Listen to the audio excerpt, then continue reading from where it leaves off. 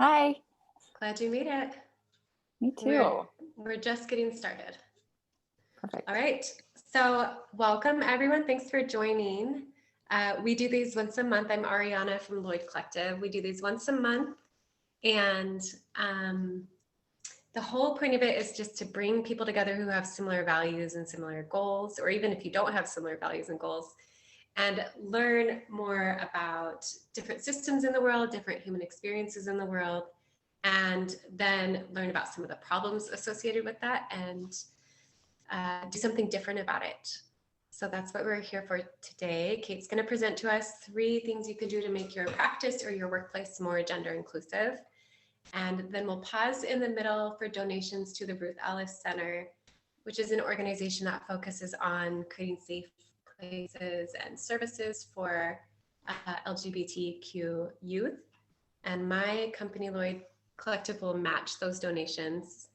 And then we'll move into my section of the presentation, which will be focusing on how to make posts for social media so you can start to widen your influence, bring in new clients or bring in a different kind of client, and just learn about the wonderful world of design and marketing, which is a really fun place to live, especially if you're a therapist and you're usually not in those worlds. So we'll end by 6 o'clock. Think of all the questions you want. Kate is up for it. I'm volunteering her. And with that, we're going to start with Kate. Thanks, Kate. Hi, thank you so much for having me. I'm Kate Desjardins from Authentic Self Psychotherapy and Consulting. My background is I'm a licensed clinical social worker, and my clinical orientation is relational psychoanalytic. So I do depth-oriented work.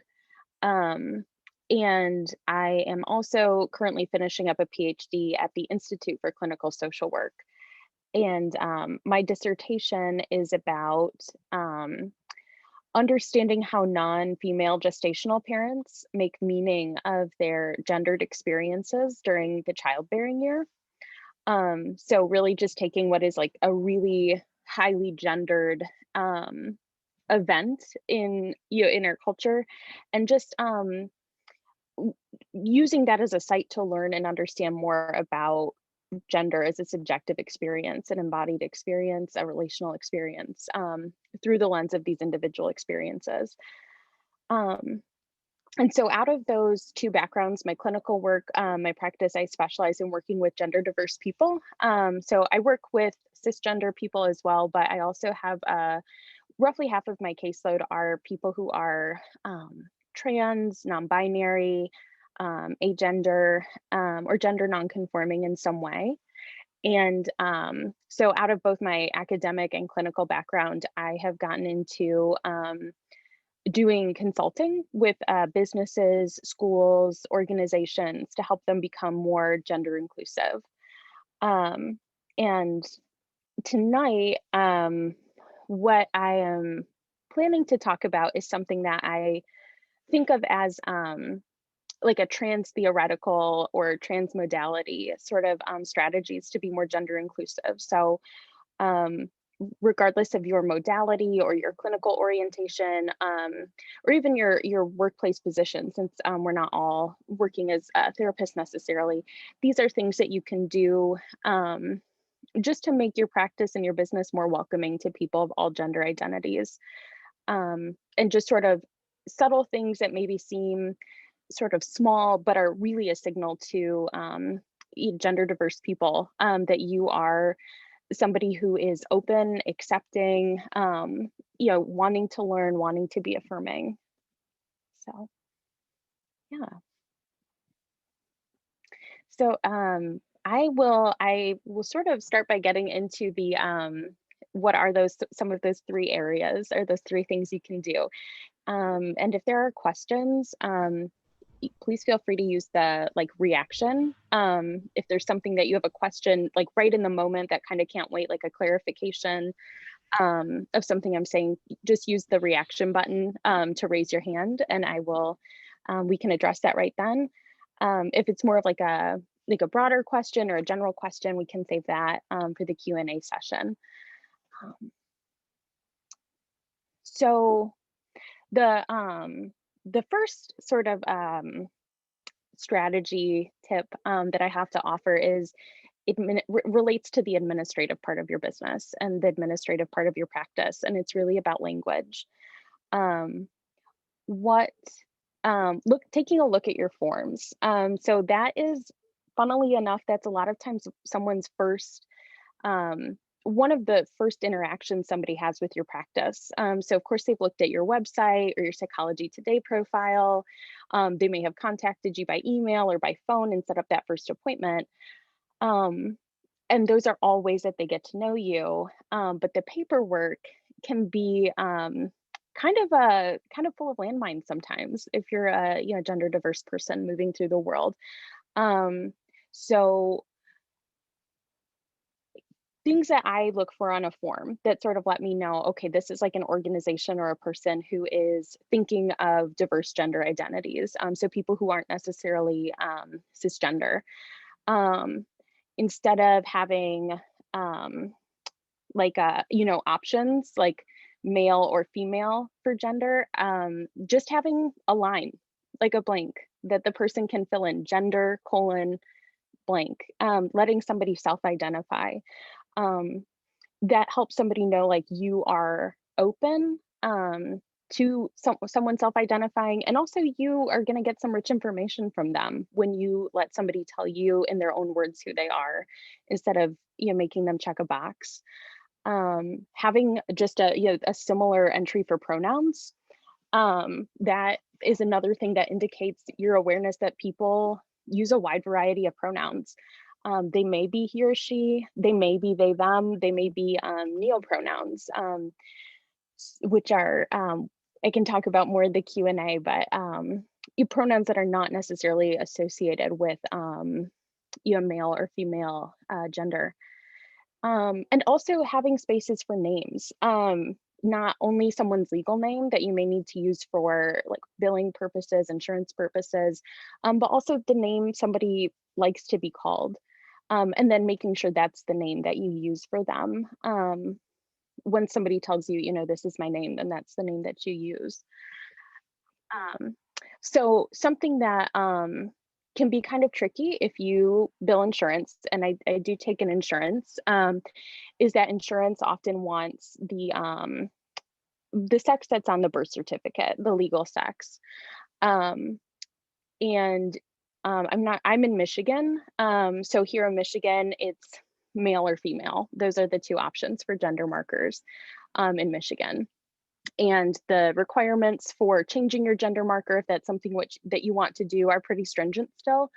Um, so people may have something on a legal sex or an administrative sex that is different from their actual gender.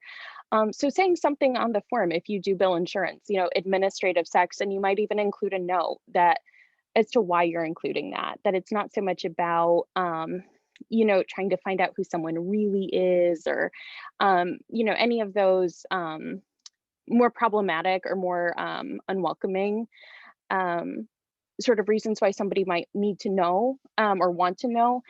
But explaining this is really about paperwork, and this is really about trying to help you um, make use of your insurance benefits, even, while, challenging the system. Um, Also the same thing for legal name. And also I think paying attention to what you're calling them, that it's legal name, preferred name. In terms of the, preferred pronouns, I think it's just pronouns. What pronouns do you use? And then maybe making a note for if you use multiple pronouns, because some people do use, she or they pronouns, or he, she, or they pronouns. Indicate if you have a preference for which pronouns you prefer to use.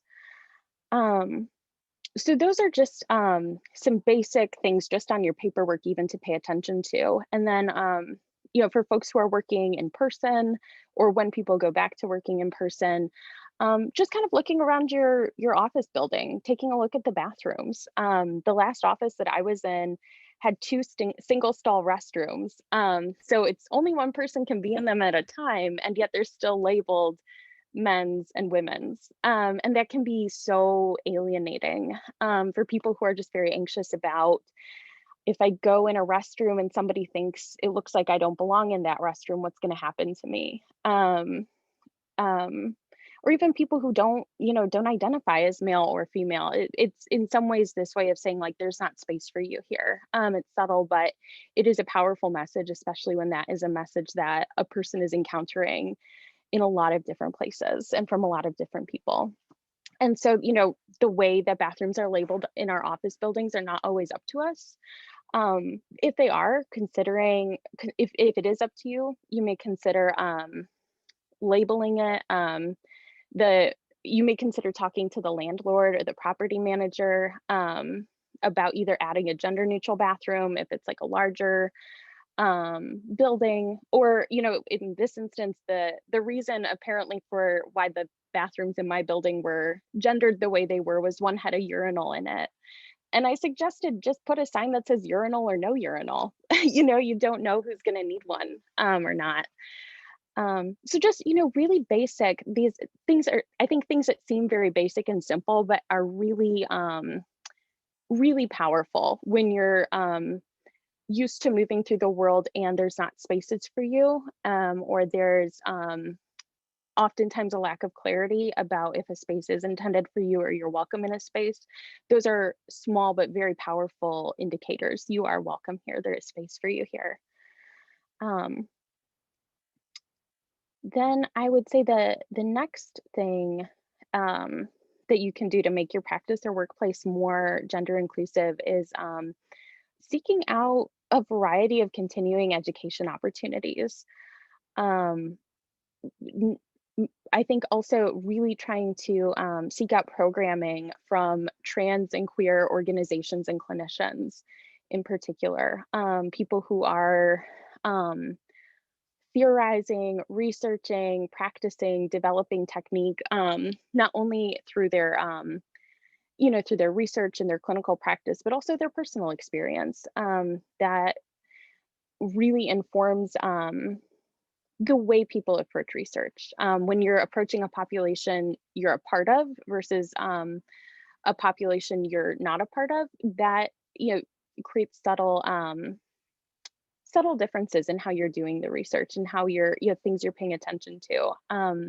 Something I've been very careful about in my research in particular is really trying to not just avoid, but like critique and challenge narratives that are potentially pathologizing about the experiences of my participants, because that is something that trans, non-binary, gender non-conforming people are up against a lot.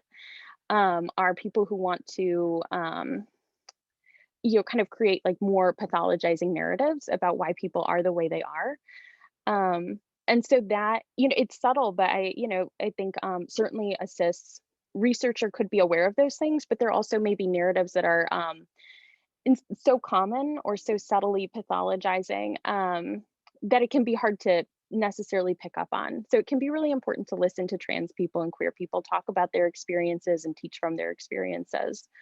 Um, Also, not always going to programs necessarily, but even just reading trans authors. There is such it's a really exciting era in trans literature. More trans authors are writing trans stories for trans people, but they're really for everybody. And that's it. There's a book that came out in January called "Detransition Baby" by Tori Peters that's getting a lot of buzz and attention because it's an exceptional book. And a lot of the conversation around it has been, wow, a trans author can write a trans story for a trans audience, and everybody wants to read it. It doesn't have to necessarily be Trans 101. It doesn't have to be a particular narrative. The characters are very complicated, very messy. It's sometimes very likable. It's sometimes really not. They're people. And it's like sounds almost a little silly, but it's really not um, been something that's been generally accepted that you can write trans stories, and lots of everybody will want to read it. So reading fiction is I think an incredibly powerful way to build empathy, to gain insight into subjective experiences you wouldn't otherwise have access to. There's a lot of memoirs that are being written by trans and non-binary and gender non-conforming folks. And, reading them not so much to sort of learn, okay, what is the trans experience, but actually more to counter that idea that there isn't the trans experience. There are as many trans experiences as there are trans people. And the more familiar you become with trans people and their stories, the more just the more open you can be to the different narratives and trajectories that people's lives take when this is a part of their experience. I also want to specifically recommend a book that's specifically for clinical practice. That is, it's S.J. Langer, Theorizing Transgender Identity for Clinical Practice, a new model for understanding gender. He is really talking, it's an integration of like he calls it a biopsychological perspective, where he's really integrating um, biological components. Like I'm not a neuroscience enthusiast, but so I'm not super clear on all the terminology, but just even things like um, proprioception, like very, not biology in the sense necessarily of chromosomes or hormones or anatomy, but just biology in the terms of our brains, and how our minds and our bodies connect and interact, and just theorizing the unique ways that informs and shapes trans experiences for individuals. There's a lot of rich case material in there. He is trans himself. And he does work somewhat from a psychodynamic perspective, but it's pretty integrative. So I think it's fairly accessible regardless of the clinical theoretical position you're working from. And then the final thing is very basic and sort of very um, it might seem sort of easy, almost too easy, but it's actually surprisingly difficult. And I would say that is really listen to your patients, be radically open to their experience. Um, One of my mentors is Anton Hart, who is a Black Jewish psychoanalyst, and he is really doing a lot of work on pushing back on the idea of cultural competence. He is really horrified by the idea that we could be competent at like being with another human being. He is really pushing for a stance of radical openness, which is about being aware as much as you ever can be about your implicit biases and assumptions about somebody based on what you can perceive about them, various aspects of their identity, and trying to continually be open to setting those biases aside, being willing to let go of those biases and assumptions, what you think you know, so that you can be really present with another person and really present to their subjective experience of whatever they're sharing with you. Um, so, asking people, it's not trans 101, but more what's your experience of your gender? What, how did you come to understand those pronouns as being the pronouns that feel, most accurate or joyful or affirming for you? Um, and really also, I think, really following your patient's experience. So something that often, I think that sometimes in an effort to be open and affirming, um, there can almost be an overemphasis on someone's gender identity. I think it's often out of, not just good intentions, but sometimes even excitement on the clinician's part. I want to learn, I want to show you that I'm open, and sort of tying things back to gender, even when the patient is sort of saying like, no, that really doesn't have much to do with gender for me, or that's not really what I want to talk about. That's not really why I'm here. And just following that and being respectful, not sort of prioritizing or privileging or focusing on gender with a trans or non-binary patient any more than you would necessarily with a cis patient. So if you wouldn't, kind of formulate someone's issues as being about, well, it's because you're a woman, Then you're not doing that with a non-binary patient either. Well, it's probably because you're non-binary. You're really sticking with the patient's experience, letting them tell you when gender seems to be coming up for them. If you're picking up on something, sharing that observation with them, but also being willing to let that assumption go if they say that doesn't fit. Yet there's also, it's so many times where I've had to stop case presentations when I'm presenting on my work with, someone who is trans or non-binary. And, everyone is so caught up in the gender and trying to understand the gender. And I'm saying, that's not the material I'm presenting right now. I don't know if you've noticed, but we're actually not talking about their gender at all. We're talking about like the tremendous anxiety they're feeling about work, that these are not related as much as you might want them to be. So kind of just refocusing and staying with someone's experience, being open to their experience, even if it challenges, other things you've heard other people say, and just really believing people as individuals, I think is so crucial.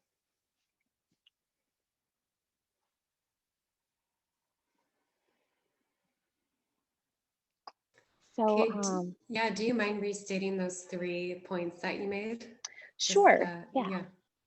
yeah. So I think the first is in terms of your administrative practices, just paying attention to the language that you're using on forms, the way your physical office, is set up or not set up, in a gendered way when it comes to bathrooms. Um, Continuing education, specifically seeking out continuing education opportunities that are offered by trans and queer organizations and clinicians, and also kind of widening the scope of what is continuing ed. That it's, of course, the programs we go and get our CEUs for, but it's also reading. It's watching TV shows that have trans and non-binary characters, movies that have trans and non-binary characters, and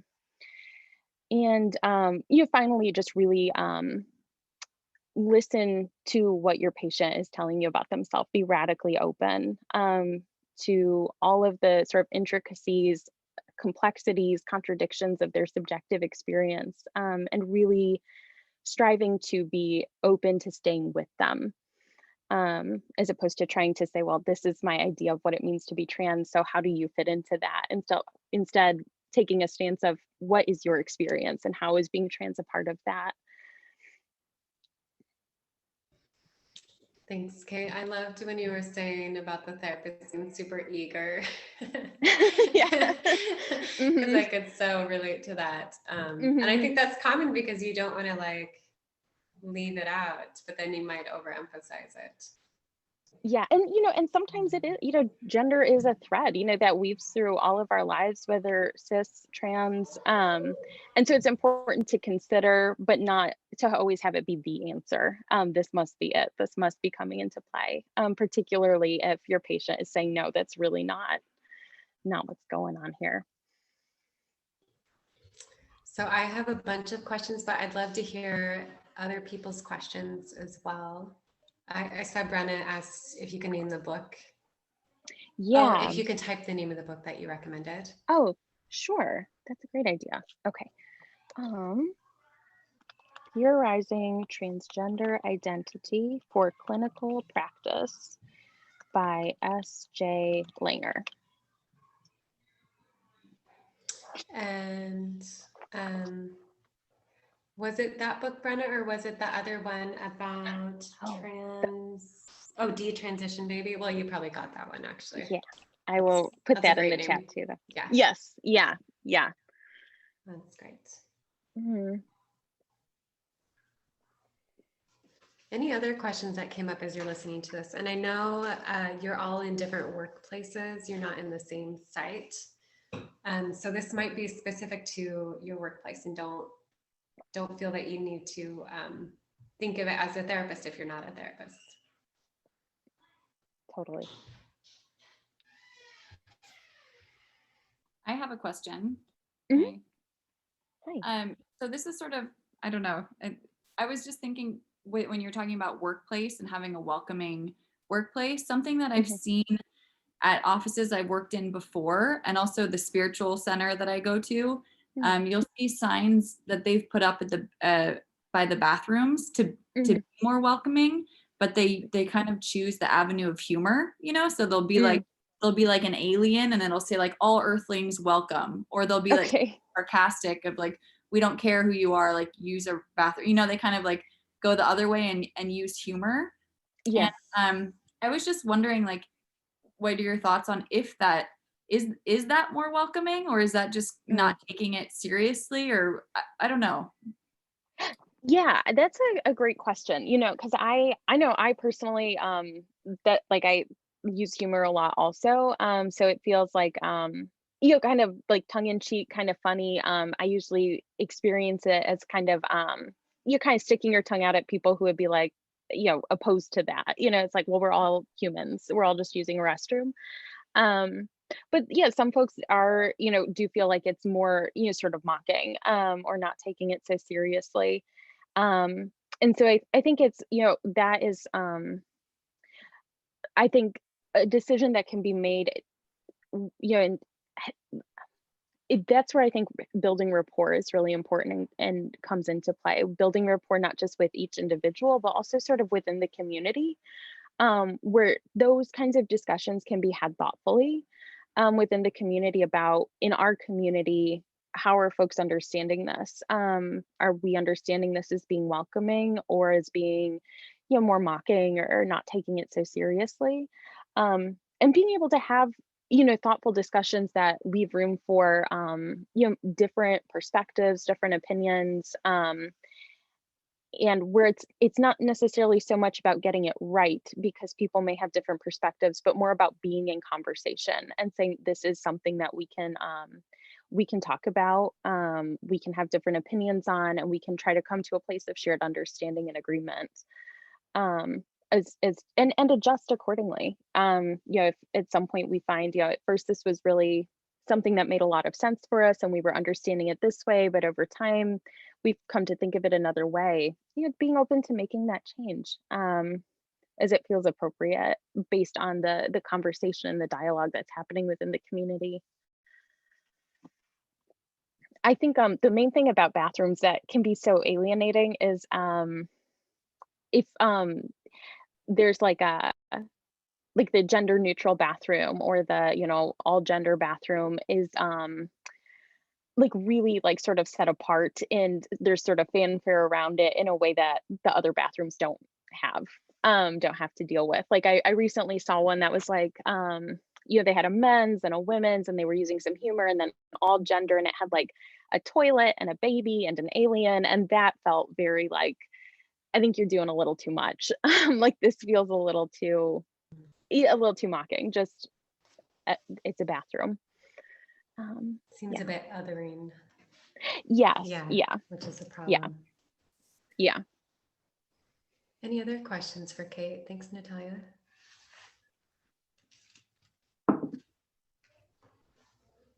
So Kate, one question I had is, when do you ask somebody's pronouns? And then if you do get it wrong, let's say they Mm. tell you them, but you keep messing up, Mhm. even if you're like slowing down, I've had it where I'm in a group setting. So Mhm. I'm kind of keeping an eye on everyone and shooting from the hip like half the time and doing my best, but still like I'll still flub.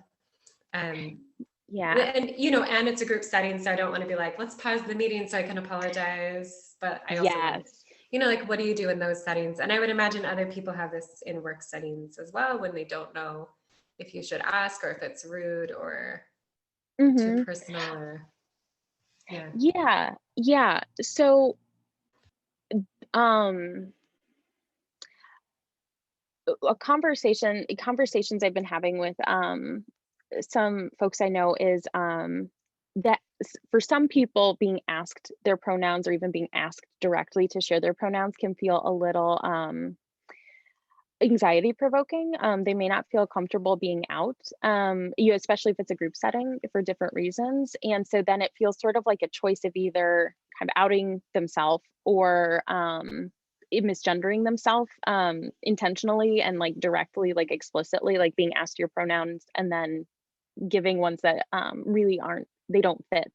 So you can sort of stay safe, in all the ways that that means. So the way I have started to, kind of gradually, and then have really kind of officially kind of taken this as my way of doing it for now, is I just sort of say everywhere possible, like at every point that a patient may be encountering, or a prospective patient or client may be encountering me, please share your pronouns with me.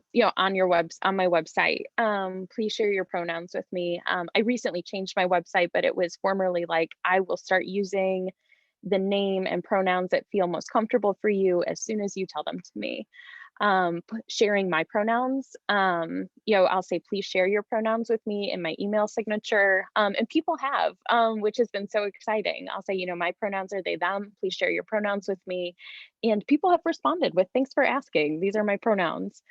Often, if you do a lot of intake paperwork, that's an opportunity to have that on there. And when you're reviewing it with someone, for the first time, you might say, these are the pronouns you listed. Are these the ones you want me to be using? Just because sometimes people don't always include everything on their intake paperwork because they're not sure who's going to be seeing it, whether at home or at work or even in your office.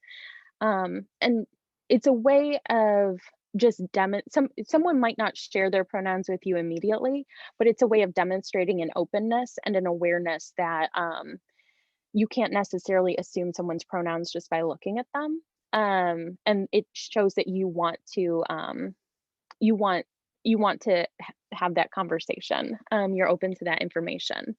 Now, as far as using incorrect pronouns go, I know that's something that is very anxiety provoking, because most of us, I think most people care about other people, and want people to feel safe and comfortable around them.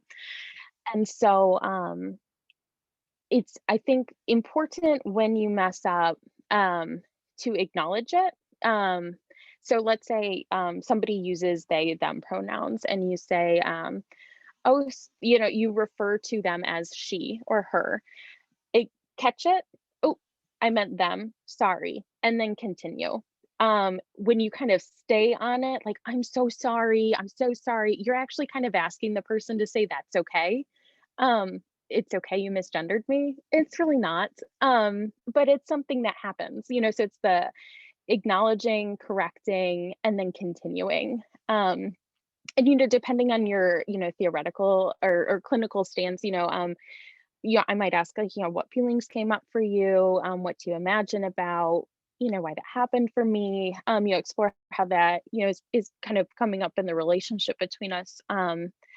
But yeah, depending on the situation or the modality, that may not be appropriate. But you really can't go wrong with a correction, acknowledgement, brief apology, move on. Apology, not necessarily expecting an it's okay response. There's also, you can practice using people's pronouns. If you're really struggling, to master they, them pronouns or neo pronouns for a patient, or a friend or a family member, you'll present the case to a colleague and make sure that you work really hard to be using they, them pronouns. Even practicing a conversation like, oh, Kate's my friend, they're really great. They like to go and eat pepperoni on their pizza. Just really, it almost sounds silly, but just practicing with a friend or a colleague using those pronouns really helps you get the hang of it, and to really kind of lock that down and nail that down. So it's just about increasing comfort, really. So acknowledging it, but then moving on, Hmm. practicing it, asking, Hmm. putting it in forms, making it easy for people to disclose. I definitely found I led a group, and I disclosed mine and also disclosed like around sexuality. And I was surprised how much more people disclosed just from me disclosing. I wasn't even like, tell me who you're attracted to. I Right, just right. disclosed my sexuality, and then it just made it so easy. And that was really nice to see. So it kind of makes Yeah, sense to lead with yourself. absolutely. Like, especially when you have, a little more like, kind of standing in a group, like you're leading a group or you're like a Right. senior Yeah. member of a group, like really using that to open the space for other people who maybe feel unsure or don't know quite what the practices or attitudes are yet in the group. Yeah. Any other questions for Kate before we move into donations?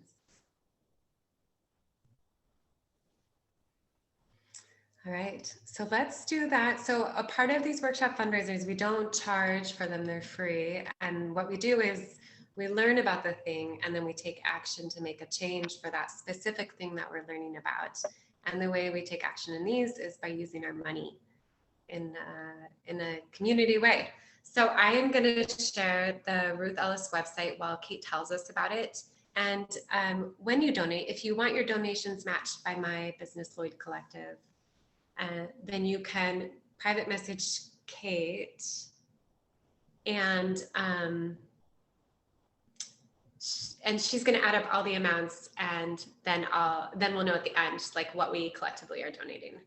And then Kate, I did get one question. If you could tell us what a neopronoun is. So while I get the website for Ruth Ellis, Yes. do you want to tell us about that and about Ruth Ellis, and then we'll move into all that.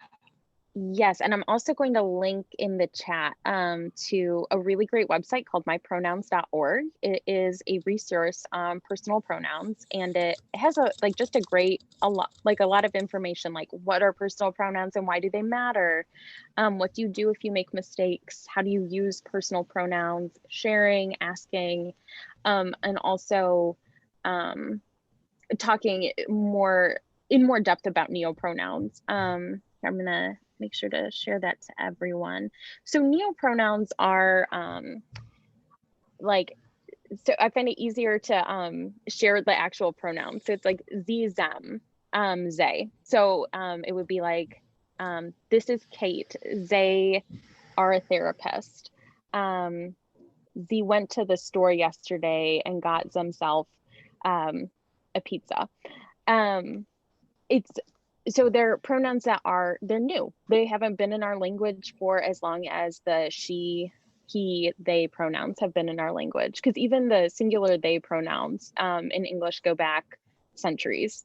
It has been in use for centuries. But so these are newer pronouns. These and they are fairly common neopronouns.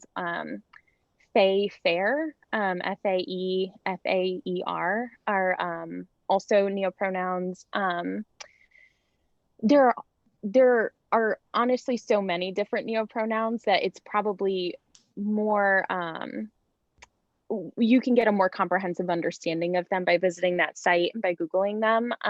But basically just neopronouns are pronouns that they're newer, they're not necessarily in common usage, but for different reasons, they feel most accurate and most joyful and affirming for folks. It can take a little more practicing just because we're not as familiar with them, but it's, they're just as important and meaningful as any other pronoun.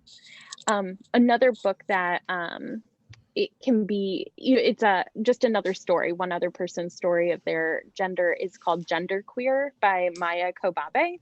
Yeah, it's a graphic. I have that one. It's a great one. Yeah, it is. Yeah, and they use they, them, their pronouns, and just some really poignant conversations where they're saying to a friend, like, these are the pronouns that really feel right for me, but can I really, isn't it too much to ask people to use them? They're like unfamiliar and they're new. And their friend said, something about like, do you really want to feel uncomfortable in every interaction you have with someone who loves you? Like, is that really worth it? Is it really so much of an ask? And it really put it in perspective for them. And so they're very honest, like, some people still struggle with it. Their parents can sometimes slip up and have problems with it. But ultimately that was a move they made because that's the ways they're most comfortable moving through the world and being seen. Thank you, Kate. So Kate, I'm going to Erin's got a question. I have a question. Is that book like a good for kids book, or do you have any suggestions for kids books? Yeah, I would say genderqueer, probably 15, 16 and up. There's some like content related to sex. Older than 10, yes.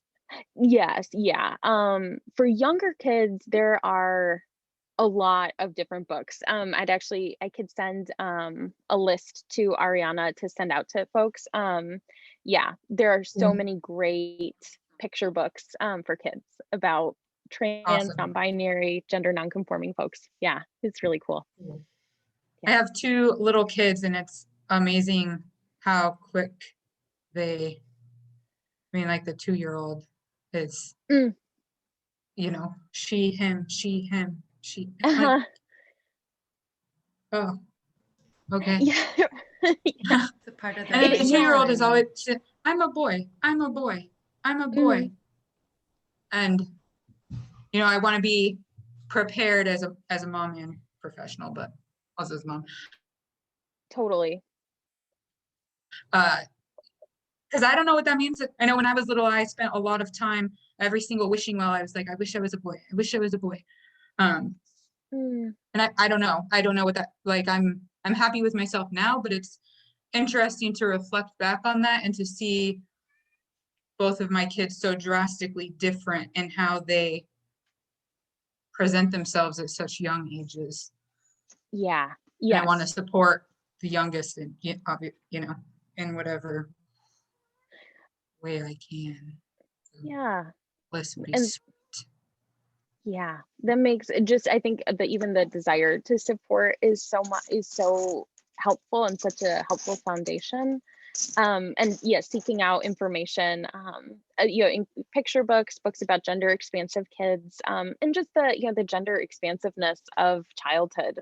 Kids like to play, explore, try on lots of different ways of moving through the world. And so I think it's trying to hold that, kind of tension between kids are, I think, sort of naturally gender expansive and sort of play with gender in ways that adults aren't always comfortable with. And also, kids do develop, their own sense of themselves as a gendered subject really fairly early on, and so when kids are saying, this is who I am, really believing them, um, Mhm. yeah, and responding accordingly. So, all right, I'm going to have us pause for donations, and then it looks like Katrinka has a question. So I put Ruth Ellis in the chat. Kate, do you want to tell us why you chose this yes. briefly? And then if you also want to briefly tell us how you work with people, if anybody wants further Yeah. training. Yeah. So I chose Ruth Ellis Center. Ruth Ellis Center is an organization here in Detroit that serve serves LGBTQIA plus youth with a specific focus on queer youth of color, um, queer youth experiencing homelessness, and also who have involvement in the foster care system or the legal system or both. So they provide just an enormous range of services, including now they have a residence.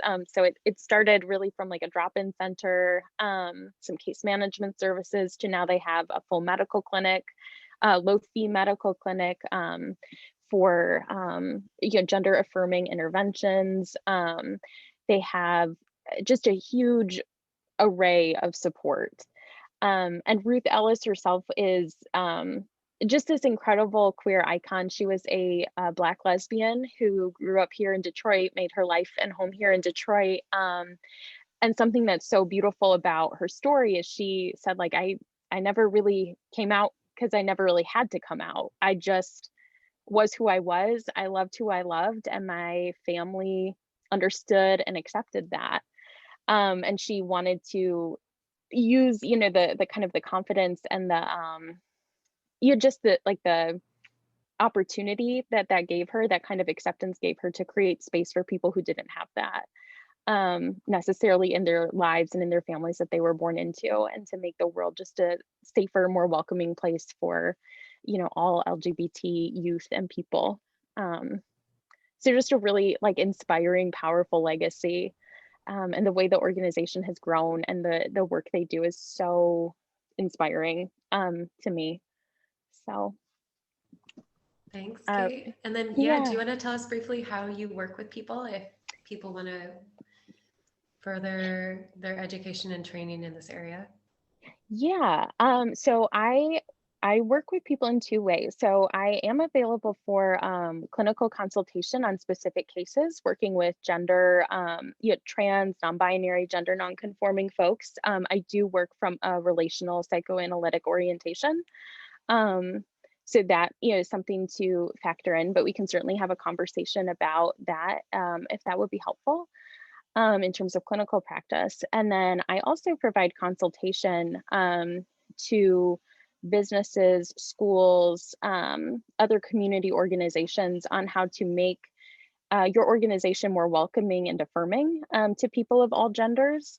So that ranges from, a brief one-time, not brief, but a one-time workshop on a specific topic related to gender inclusivity. So that might be a trans 101 or a gender inclusivity 101 workshop for your staff or for the members of your organization.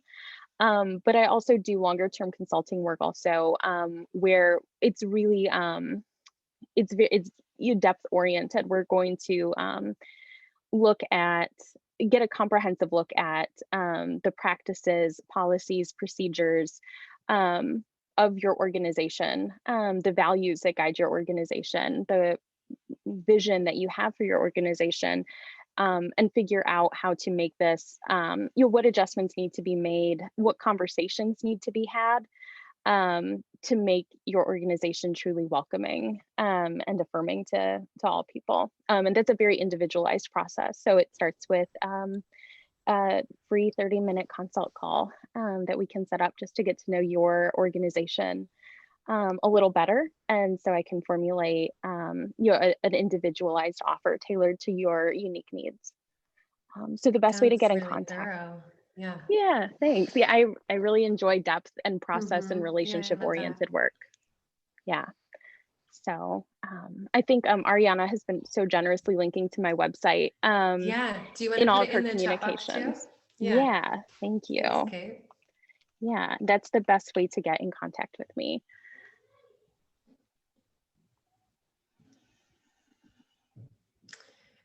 So, Kate, have people messaged you donations? I realized I could have just had them message me, but we did this one a little bit differently. Okay. Yes, I have gotten Okay. donations. Yeah. Yes, if you want to add them up and let us know. And Yes. then let's see, I'm going to briefly Okay. tell you, very briefly tell you what I do. And then Katrinka, we'll move to your question. So I'm Ariana, and you all know about me because you all signed up for my newsletter at this point and got pummeled with emails today, unfortunately.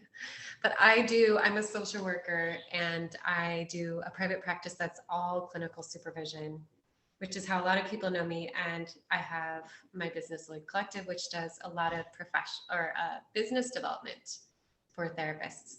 So I do consultation to help people grow their business if they're already established. And I do 8-week programs to help people set up a private practice. And it's specifically for people who really want to think about liberation or think about systems, think about the way capitalism works and how to make it work in a non-harming way for your clients or for yourself. Just think about all the different things in the air and intentionally build a business from this really good place of integrity based on the values that you're trying to live out in the world. And my business is in all of the emails I send you.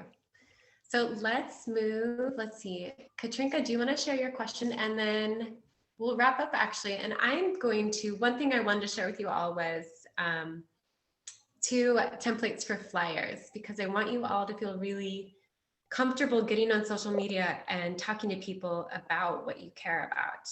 So I made some flyers to share with you. And if you're interested in that, just indicate it in the chat box and I'll share it with you. And that's how it works on Canva. And I'll send you a little video tutorial on how you can design on the website that I used. All right, Katrinka, it's all you.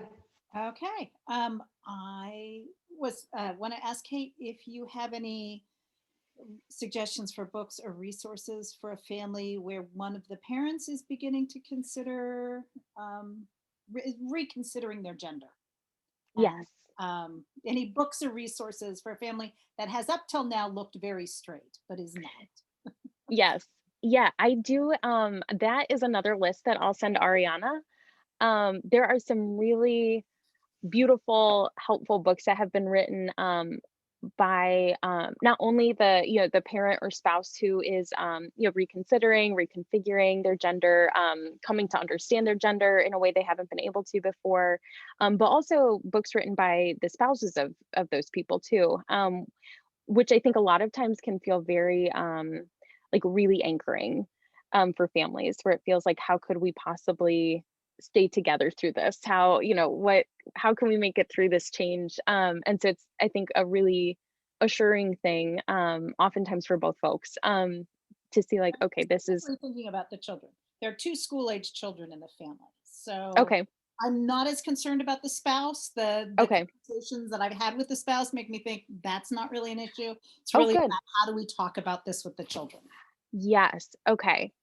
Yes. So I believe at least one of the books that I'm thinking of does address that. So I'll make sure to like asterisk that. Um, but I think it's, just broadly, I think too, staying open to the kids' feelings, kind of, it's, trying not to, of course, we all want our kids to love and accept us, but also they have their own experiences, ways of constructing the world, feelings and needs. So it's continuing to try to help them understand. I think definitely exposure to trans and non-binary characters in books and media is really helpful for them, and there's more and more of that for geared toward kids every day, especially school age kids. So it's like about, kind of familiarizing, because a lot of time kids are like, what do you mean not a boy or a girl? Or how can I thought you were a boy, dad, like what does this mean?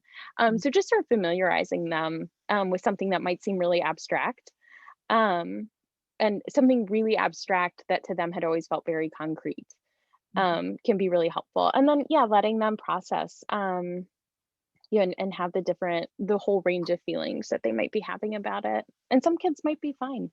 Yeah, It that's might not. a reminder that not expect the parent, or have the parents not expect that all the feelings will be positive, and then it's not a rejection of them if the feelings Yes. are not all positive.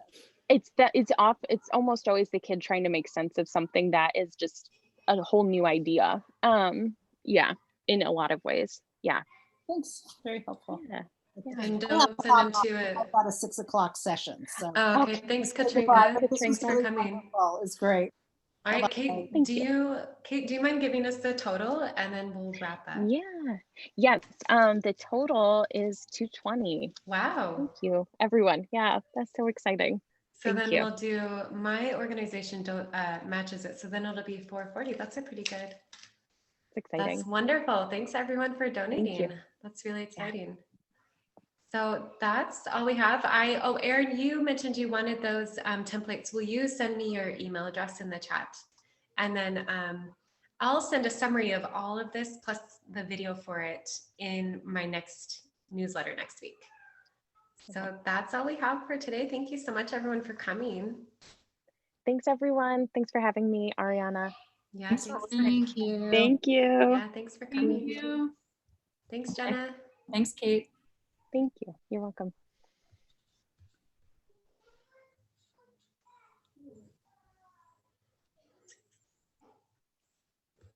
All right. Hey, Brant. He's listening on his drive home. Hey, Hey, how's it Cool. going? good. I just made it home. Good. Brant works in the education program in Arizona. So I thought he might be interested because he has a lot of power down there, huh, Brant? Oh yeah. Right. Well, thanks for coming, Brant. I appreciate it. Yeah. Thank you. Yeah, it's good to listen in. Thank you. Yeah. All right. Take care. All right. Thanks, Kate. That Thank was you. lovely. Oh, good.